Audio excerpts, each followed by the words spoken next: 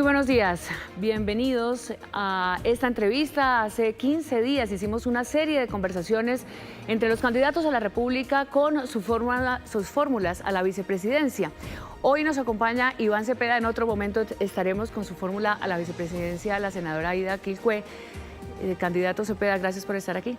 Ustedes, María Alejandra, como siempre. Bueno, candidato Cepeda, usted ha hablado en la exposición de todos sus discursos de el camino hacia una segunda parte de un gobierno progresista. Usted dice es el segundo tiempo del cambio. Para hablar del segundo tiempo, empecemos a calificar un poco ese primer momento. Y empecemos, en ese caso, usted también menciona la revolución ética. Y quisiera hablarle directamente de la mirada ética que usted puede hacer de este periodo que termina de Gustavo Petro. ¿Cómo lo calificaría? Yo creo que nuestro gobierno ha sido exitoso en cumplir su compromiso de cambio social. Sin lugar a dudas, las mediciones de opinión, lo que podemos ver en el recorrido por los territorios es una gran admiración y simpatía por la obra social del gobierno. Dentro de sus logros también está, a mi modo de ver, haber desarrollado un modelo económico distinto. Hay efectivamente problemas, son conocidos, las situaciones de corrupción que se presentaron en distintas áreas del Poder Ejecutivo, y eso es uno de los objetivos de lo que yo he llamado la revolución ética, que no es un asunto de este gobierno, simplemente es un problema mucho más grave, y es que la corrupción se ha convertido en un sistema. Ya no es simplemente una situación episódica o parcial, sino que golpea a todas las estructuras, a todos los niveles, a todas las dimensiones del Estado, y yo diría ha hecho un grave daño a la ética pública. Usted habla de la macrocorrupción, en ese sentido lo menciona como algo más sistémico, como lo está diciendo. Sin embargo, cada gobierno tiene que asumir el costo de los escándalos de corrupción, y en este caso el gobierno de Gustavo Petro pues los ha tenido y son bastante conocidos por la opinión. Hay ministros en la cárcel, hay cada vez denuncias sobre esto. Si usted tuviera que darle una calificación, y perdóneme que se lo pongan estos números, pero para continuar el diálogo, de 1 a 5, ¿qué tan preocupante es la corrupción en el gobierno? Más allá de ese tipo de ejercicios que me parecen un poco reductivos, yo lo que diría es que el presidente ha asumido la responsabilidad frente a los hechos. Los hechos que se han presentado son graves, nadie puede negarlo. Y a mi modo de ver, aquí lo que deben es aplicarse no solamente correctivos, sino profundos aprendizajes de cosas que no se pueden volver a repetir. Mencionaba usted antes el cambio social, y quisiera saber cómo se conversa dentro del grupo, no solamente del pacto histórico, sino de quienes están ampliando este escenario de su propuesta presidencial, ese cambio social. ¿Qué es lo que hace coincidir, digamos, ese propósito de cambio social y lo que sienten que no se ha logrado? ¿Cómo es esa conversación dentro de ustedes? ¿Es autocrítica? ¿Es con base en cifras? ¿De qué manera se evalúa lo que han hecho en términos sociales? Bueno, nosotros tenemos una muy clara, digamos, nómina y listado de dónde están los aciertos. Las reformas que hemos logrado comenzar a avanzar, entre ellas la reforma agraria, la reforma laboral, la reforma pensional, lo que se ha avanzado en materia de reforma tributaria, la manera como se ha estructurado el Plan Nacional de Desarrollo, el cumplimiento de ciertas metas en materia social. Así que ahí vemos que hay una serie de cambios que son no solamente formidables, sino que hay que conservar y profundizar. ¿El cambio comenzó con Gustavo Petro en la presidencia o el cambio comenzó antes? ¿De qué manera se ha consolidado una izquierda en Colombia que hace 10 años tenía menos del 10%, digamos, entre la población que manifestaba ser de izquierda, y hoy está alrededor del 30%? ¿Usted cómo evalúa ese fenómeno que hoy además está acompañándolo en su candidatura? Pues yo creo que hemos hecho una demostración con realidades, con hechos, de que era posible llevar a cabo los cambios que hemos anunciado como programa o como proyecto político. y eso se ha visto reflejado en que la vida de millones de personas en el país, no de unos cuantos, sino de millones de personas, ha tenido un cambio benéfico. Me refiero a quienes hoy perciben un salario que antes era mínimo, hoy es vital, a los campesinos que han recibido tierras, sí, a los miembros de la fuerza pública. Bueno, la lista es bastante larga. En la encuesta de Inbamer, al preguntarle a los ciudadanos si han recibido un beneficio para su familia o para ellos mismos de parte del gobierno, hay alrededor de un 40 y tanto % que sí, pero también hay casi bueno, 30 y algo y 70 casi dicen que no. ¿El cambio se da porque la gente sí recibe personalmente o en su familia o en el entorno beneficios para el cambio de su vida, o hay algo muy simbólico que representa también en un momento de crisis de representación de los partidos? Y se lo pregunto es porque puede haber todavía algunos vacíos de entendimiento de qué es lo que pasa y qué es lo que le pasó a este país en la medida en que hoy usted, un candidato de izquierda con su trayectoria, está encabezando las encuestas. Muchas personas se preguntan, ¿pero qué le ha pasado a este país para que eso esté sucediendo en este momento? Y me parece interesante, más allá de los diagnósticos buenos o malos que alguien tenga sobre este hecho, ¿cuál es su lectura? Pues en primer lugar... Es hablar de usted mismo, pero no importa. En primer lugar, yo creo que quienes no entienden esos cambios es porque no han pensado seriamente el problema de la pobreza y la desigualdad social en Colombia. No entender que Colombia es un país que tiene un gravísimo problema de desigualdad social es no entender este país. Y yo creo que ahí es donde están desenfocados totalmente los otros candidatos y candidatas en esta elección. Creen que el problema es seguir repitiendo un cliché de seguridad, de simplemente pensar que la prosperidad vendrá beneficiando a ciertos sectores de élite y no entender que superar la pobreza, superar la desigualdad social es hacer que la sociedad se beneficie en su conjunto, porque no son solamente quienes reciben un beneficio directo, es cómo crece la economía, cómo se produce un desarrollo más dinámico del consumo en los hogares, cómo se puede hacer compatible que la lucha contra la desigualdad o por la equidad social sea al mismo tiempo un modelo de prosperidad para todas y todos. Eso es lo que a mi modo de ver está en esta elección en discusión y debate. Y en discusión y debate usted habla de la palabra modelo. Y hablemos un poco de ese modelo cuando hay propuestas de que el Estado, como tal, sea responsable de proveer algunos servicios y de generar, digamos, una responsabilidad en ese Estado y en esa gestión del Estado que sabemos es bastante ineficiente, de temas estratégicos. ¿Cómo decirle realmente a quienes hoy dicen este es el socialismo, ¿no? Algunos incluso mencionan el comunismo, pero digamos en ese modelo de encuentro entre el sector privado, entre una economía, ustedes obviamente hablan del neoliberalismo, pero otros están hablando del capitalismo versus socialismo? ¿Ese es el modelo que está en juego en esta elección? María Alejandra, yo creo que es muy fácil discutir con las ideas que uno mismo crea. Sí. No, digamos, si el debate se plantea en términos de lo que cada quien quiere asignarle a su contradictor como tesis, pues obviamente es muy sencillo debatir. Y eso es una desfiguración de lo que nosotros hemos planteado, porque por lo menos yo no tengo ningún planteamiento público en el que haya hablado de estatizar la economía o de convertir el sistema en el que estamos en un socialismo, como quiera ponérsele el apellido, del siglo XXI, etcétera. No, lo que hemos dicho es muy claro. Queremos un modelo económico productivo, diverso, que tenga un profundo rostro de equidad social. Y si eso lo logramos, como lo ha logrado o comenzaba a lograr este gobierno, vamos a tener una sociedad próspera dentro del capitalismo. Si usted quiere, es un capitalismo social, es un capitalismo productivo, no es un capitalismo especulativo, improductivo, en el que solamente se concentra todos los esfuerzos, bien sea o en explotar los hidrocarburos o en hacer más rentable las ganancias del sector financiero.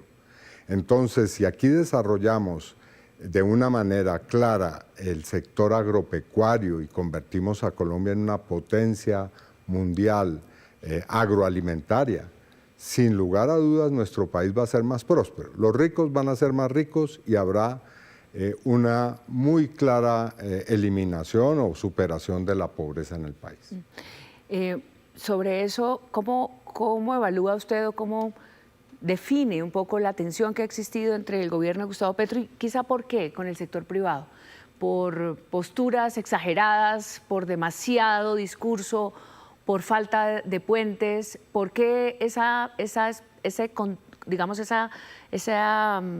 choque que se siente y que de alguna manera usted está recibiendo, por supuesto, para hacer su campaña, para dar su mensaje? Yo creo que hay sectores de la dirigencia del país que se aferran tosuda y ciegamente a modelos y a fórmulas que han mostrado ya que fracasaron. El neoliberalismo fracasó en el mundo. Estamos en una etapa post-neoliberal.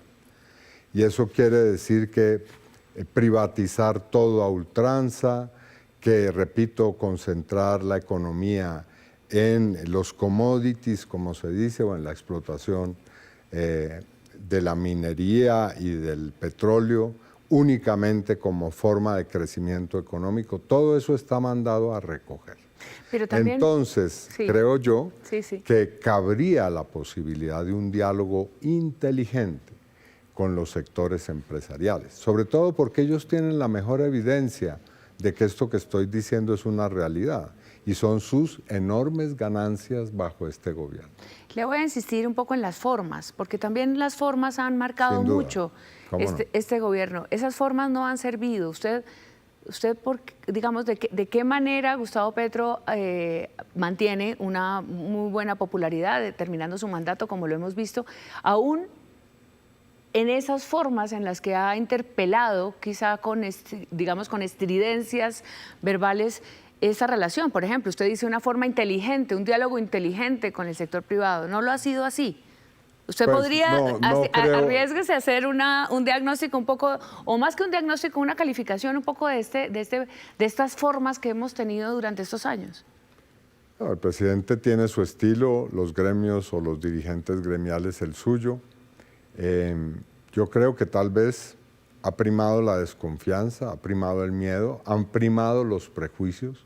La sociedad colombiana tiene prejuicios hondamente arraigados y entonces cuando uno se va a sentar a dialogar con alguien, pone por delante más que la escucha atenta de lo que hay que pues captar del otro, lo que uno piensa sobre él o sobre ella. Entonces, creo que sí es posible mejorar. Yo creo que el presidente y el gobierno han tenido éxitos en esa interlocución en algunas áreas, y puedo mencionarlas. Una de ellas, que a mi modo de ver es demostrar la compra de predios y de tierras por parte de este gobierno para adelantar la reforma agraria. Creo que esa es una demostración práctica que entre el sector privado y el Estado se pueden generar relaciones equitativas o de equidad social. Y creo que hay otras en las que se podría mostrar que ese diálogo no solo se ha intentado, sino que ha tenido resultados. Ahora, sí, tal vez haya que mejorar las formas. Sí. Las formas. Pasemos un poco y retomando el tema de la corrupción. Usted dice en sus reformas, en sus revoluciones, además de la ética, por supuesto la social, 50 billones de pesos es el cálculo desde la Auditoría Nacional en general de pérdidas por la corrupción. Usted mencionaba y daba un diagnóstico de qué es la corrupción, esa macrocorrupción que usted habla, pero cómo se contrasta y cómo en su gobierno eventualmente, si gana la presidencia, se pueden hacer acciones concretas para recuperar el dinero, para hacerlo más eficiente y sobre todo para castigar a los corruptos verdaderamente, con espejo retrovisor incluso. Bueno, una diferencia sustancial de la manera en cómo yo enfrento este problema y lo hacen los otros y otras candidatos a la presidencia, es que yo parto de una definición conceptual. La corrupción es un fenómeno que ya no es solamente episódico, lo decía al comienzo de esta entrevista, sino que es un sistema. Y a un sistema no se le derrota empleando unos métodos que son episódicos, puntuales, simplemente segmentados. Hay que enfrentarlo con otro sistema.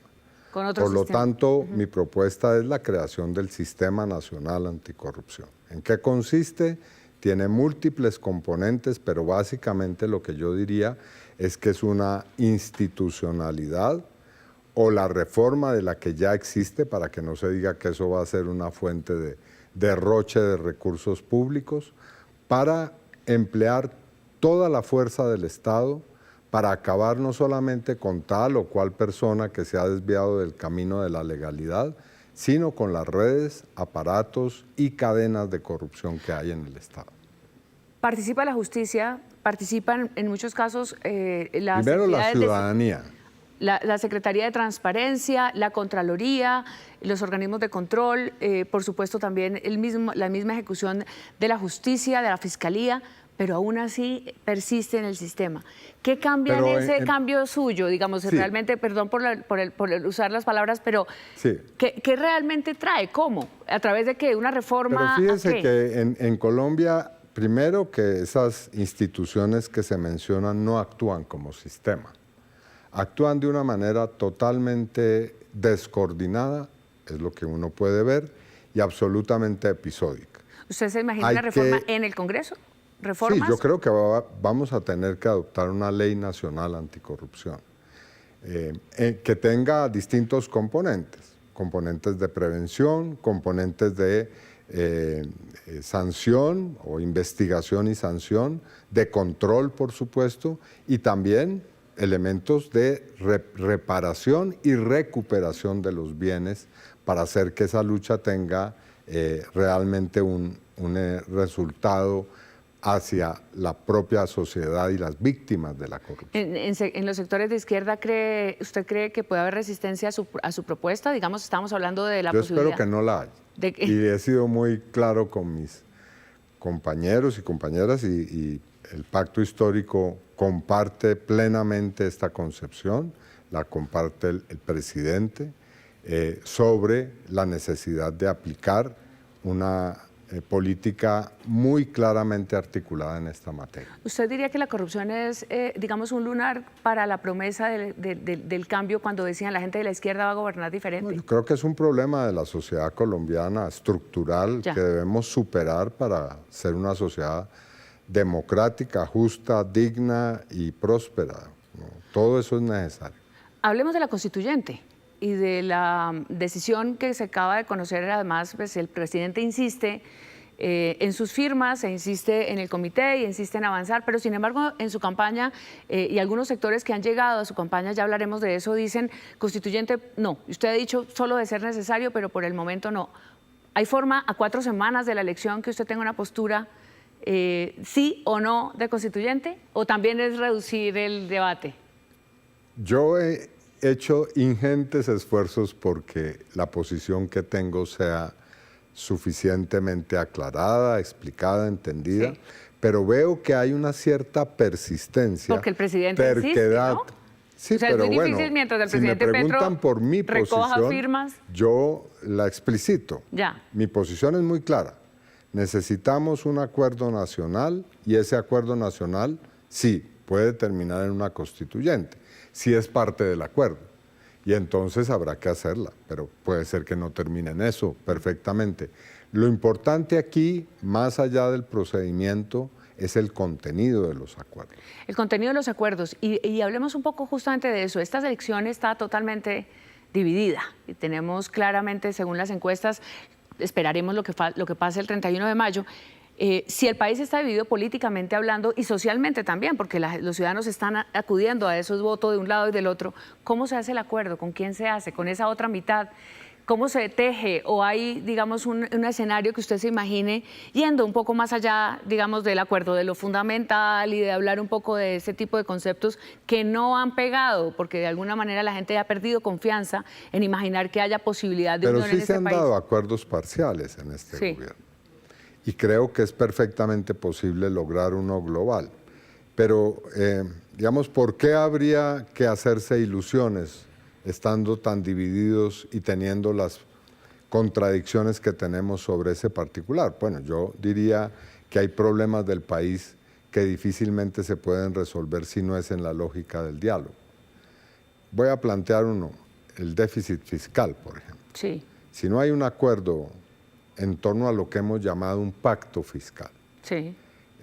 Va a ser muy difícil superar esta crisis y esta crisis va a llevar a una situación que puede ser realmente muy preocupante en materia de crecimiento, inflación y todo lo que se desencadena una vez que esos fenómenos comienzan a tomar fuerza. Si usted estuviera en la mesa de ese acuerdo sobre el tema fiscal, ¿cuál sería su planteamiento inicial sobre la mesa? Bueno, hay lo siguiente. Primero, este gobierno ha heredado un déficit enorme y lo ha pagado. Nosotros hemos pagado 120 millones de pesos por cuenta del Fondo Especial para el precio de los combustibles, Sí. 80 billones, 20 billones en subsidios para el gas y la energía y otros 20 para pagar un crédito que hizo el presidente. Por la pandemia también, que, Sí, que el requirió presidente Duque con el medidas, Fondo ¿no? Monetario Internacional. Sí. 120 billones se han pagado. Entonces, claro, pues hay un hueco que es innegable. No es el derroche que ha habido en estos años, eso es mentirle de una manera descarada al país, ¿no? El gobierno ha hecho la tarea y la ha hecho responsablemente. Entonces, ¿qué tenemos que hacer? Si no queremos pasar por las medidas y decisiones más dolorosas, pongámonos de acuerdo sobre una política fiscal nueva. ¿Y qué quiere decir eso? En primer lugar, combatir la evasión fiscal. El cálculo es de 30 billones de pesos por cuenta de la gran evasión fiscal. En segundo lugar, pongámonos de acuerdo en cómo administrar el gasto público de una manera estratégica y no simplemente episódica. En Colombia, por ejemplo, digamos una fuente inmensa de recursos que son las regalías se desperdician, bien sea en la corrupción o en una miriada de pequeños proyectos que terminan siendo precisamente objeto de la corrupción o de eso que termina llamándose elefantes blancos. Bueno, aquí es necesario Sobre eso, hoy... el segundo punto del acuerdo, digamos. Sí, la reforma del sistema general de regalías. Y yo creería que la austeridad también debe ser un criterio. Y una austeridad practicada con el propósito de llevar los recursos que se ahorren a la política social del gobierno. Si ese acuerdo nacional no prospera, porque hemos visto frustrados incluso hasta el acuerdo de paz, ¿usted qué hace? Solo, en un eventual gobierno suyo. Estamos en el Banco de la democracia. República está esperando hoy si va o no el gobierno. Se hacen los esfuerzos necesarios y se hará en el Congreso, en las Cortes, en el debate público, lo necesario para que nuestro programa se cumpla. Ahora, puede ser que no se logre el gran acuerdo, pero puede ser que se logren acuerdos parciales. Candidato Cepeda, avanzar. El tema de la seguridad, la paz total, el debate está centrado sobre el avance de los grupos criminales en territorios y el copamiento de esos territorios que hoy se dicen ha perdido control el Estado. Las fuerzas militares no tienen control territorial, el Estado nunca colombiano... lo han ejercido. ¿Perdón? Nunca lo han ejercido. Y hoy, digamos, está en el debate público cómo retomar ese control territorial.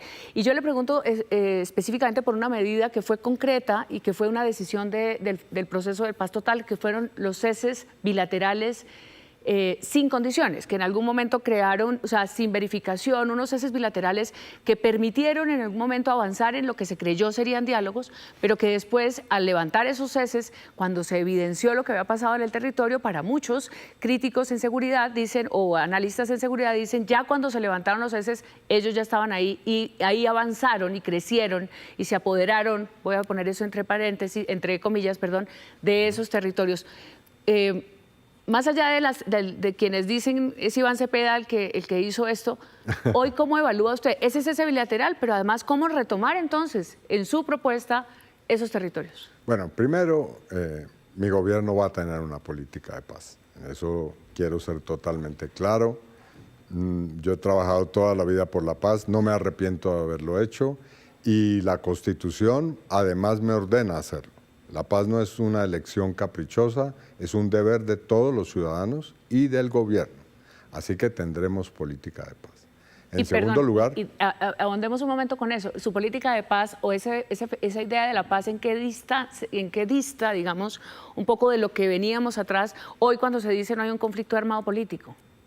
O sea, paz es el sentido de consolidar, ¿qué? Yo creo que hacer ese análisis, pero lo que yo creo sobre este tema, María Alejandra, es que en Colombia somos amigos de cierto tipo de discusiones que a veces son un poco retóricas.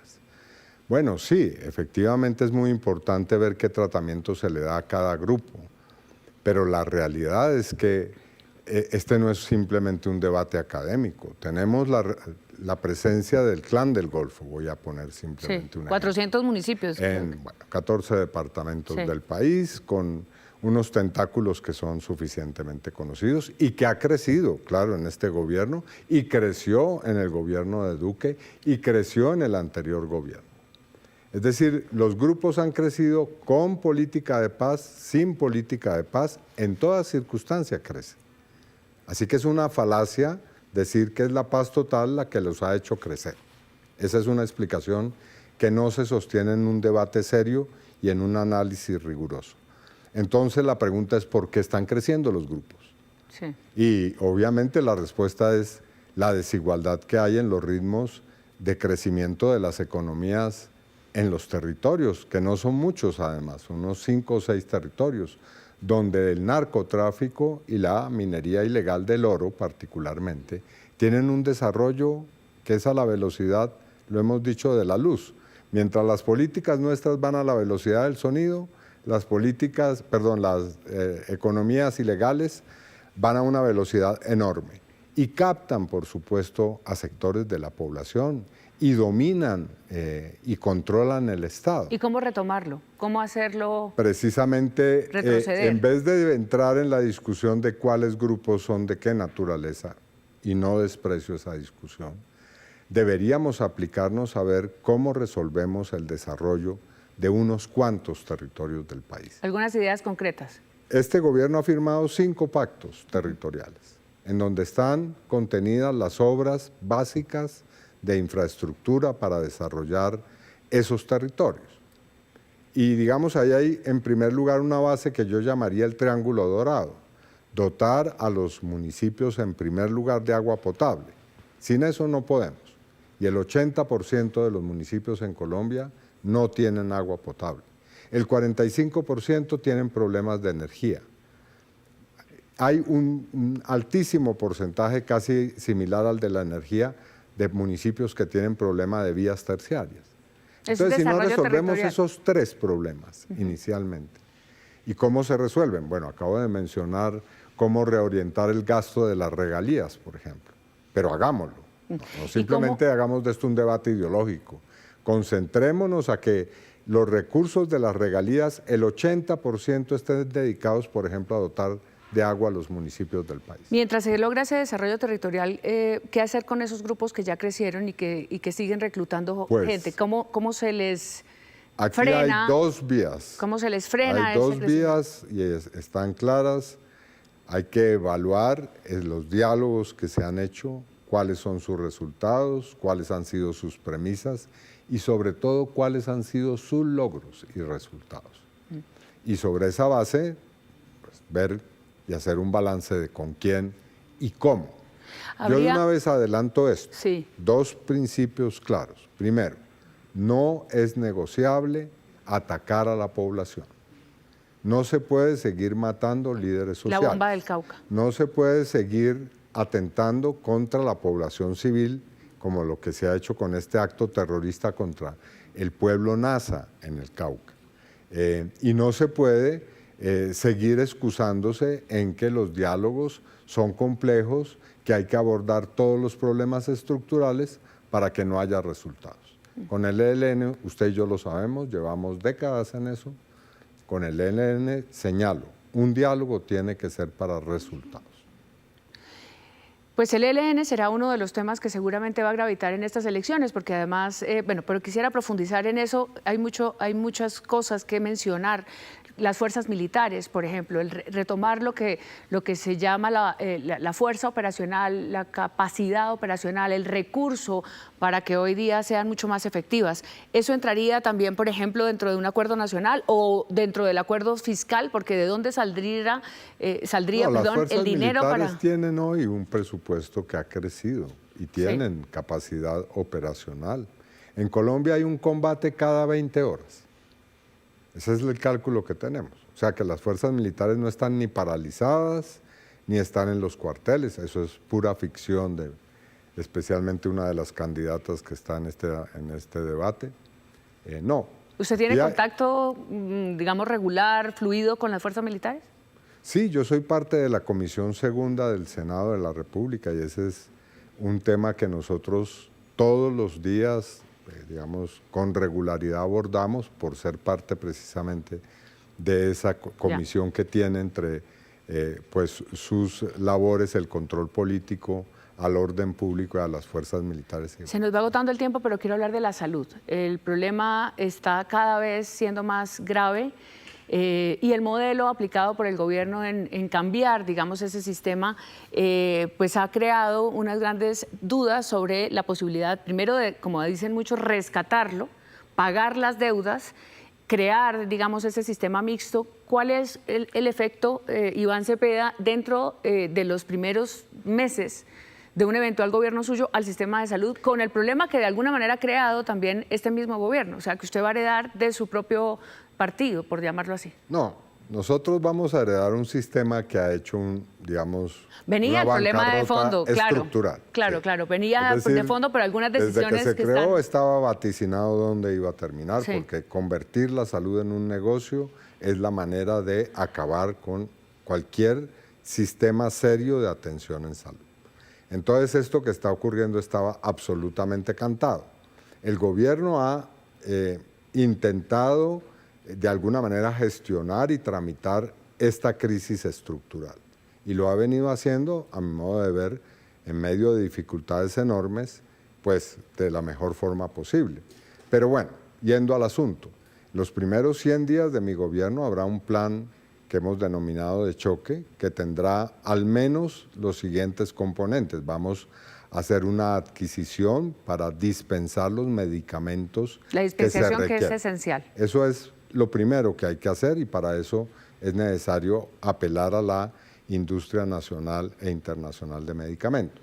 En segundo lugar, vamos a pedirle a todo el sistema de instituciones prestadoras de salud, tanto públicas, en este caso no será una petición, sino será una instrucción por vía de decreto, y también a las instituciones privadas, que conjuguemos esfuerzos para que en muy poco tiempo podamos atender todas las citas, los diagnósticos y los tratamientos urgentes que están represados. Hay 5 millones de demandas de servicio casi. Exactamente. ¿No? Ese es el problema esencial hoy, o por lo menos el problema urgente, no digamos esencial. Pero sí es un asunto que hay que resolver inmediatamente. Y en tercer lugar, vamos a comenzar un diálogo, porque es necesario dialogarlo, para elaborar el proyecto de reforma del sistema, que tendremos que presentar con mensaje de urgencia entre las primeras medidas que someterá el gobierno al Congreso. Espero concertadamente con los sectores de las empresas y todos los usuarios, quienes integran el sistema, por supuesto, el personal médico, de enfermería y de trabajadores del sistema. Dentro también de la pregunta de cuál es el problema que más hoy resienten los colombianos está el de la seguridad, que ya hablamos, y el de la salud. Hablemos un poco y el problema social. Y el problema social, claro, las reformas sociales que tienen en espera no solamente ese camino, digamos, de políticas estructurales para sacar de la pobreza a un sector muy importante de la población y crear la conciencia de la distribución del ingreso. Supongo que eso es parte también de una profundización del gobierno del cambio. En primer lugar, la revolución agraria, por supuesto. En el tema de tierras, pero se está acabando el tiempo, cómo poner acelerador en esto de las tierras y cómo curar unos procesos que de alguna manera también tienen que ser revisados en alguna adjudicación de tierras que tampoco está tan transparente. Yo creo que en eso lo ha hecho muy bien el gobierno. Ha hecho una verdadera reforma agraria que es incruenta, es decir, este gobierno ha comenzado a gestionar cientos de miles de hectáreas de tierras, 750.000, sin haber derramado una gota de sangre. Eso creo que es un hito histórico. En segundo lugar, respetando la propiedad privada. No ha habido un solo caso de expropiación de un predio para entregarle a algún sector campesino o de víctimas del despojo. Así que esa política no solamente hay que mantenerla, sino intentar acelerarla, estoy de acuerdo, pero para eso es necesario que discutamos todo lo que tiene que ver, y esto no es solamente válido para el tema de la adquisición de tierras, de cómo hacer mucho más simples los procedimientos que tienen que ver con la compra de tierras y muchos otros dentro del Estado. Tendremos un tema ambiental, un debate ambiental, y quiero hablarle de los debates porque me gustaría hablar de la deforestación del Amazonas, la ganadería ilegal, todo lo que significa la minería ilegal también en esta zona que es transnacional. En ese debate seguramente lo hablamos y aprovechemos. Usted ha propuesto... Si hay reglas, yo voy a los debates, ya he dicho claramente muy bien. Mi posición sobre... ¿Y las reglas quién las define? ¿Las campañas o sí, los medios que en primer lugar, recibimos a los candidatas y candidatos? candidatos, bueno, en este caso somos 3, porque yo he dicho claramente que es con la extrema derecha que es mi debate. Con los otros sectores considero que hay un diálogo, identidades. ¿Y ese diálogo no se puede dar en el debate? No, frente al podemos país. hacer diálogos sin ningún problema. Estoy plenamente abierto a hacerlos. Pero con ellos, con la señora Valencia y con el señor de la Espriella, tenemos un debate, porque tenemos dos visiones de la realidad distintas. Y si el país quiere decidir entre dos modelos de sociedad diferentes, entonces es con ellos el debate.